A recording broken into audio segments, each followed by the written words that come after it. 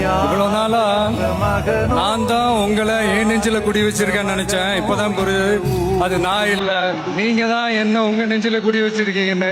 நான் குடி இருக்கிற கோயிலுங்க. எந்த ஒரு எதிர்பார்ப்புமே இல்லாம நீங்க என் மேல வச்சிருக்கிற இந்த அன்புக்கு நான் திருப்பி என்ன செய்ய போறேன் நண்பா?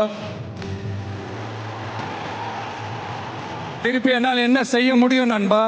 என் உடம்பு தோலை உங்க காலுக்கு செருப்பா தச்சு போட்டா கூட இந்த அன்புக்கு ஈடாக.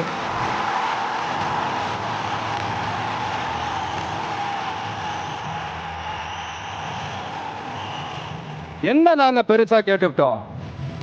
மக்கள் நிம்மதியா ஃப்ரீயா நின்று பார்க்கறதுக்கு ஒரு இடம், அதை நாங்க தேர்வு செஞ்சு அதுக்கு பர்மிஷன் கேட்டோம். ஆனா நீங்க என்ன பண்றீங்க? அந்த இடத்தையெல்லாம் விட்டுட்டு மக்கள் நெருக்கடியோட எங்கெல்லாம் நிற்பாங்களோ அந்த இடமா பார்த்து செலக்ட் பண்ணி தரீங்க. உங்க எண்ணம் தான் என்ன சார்?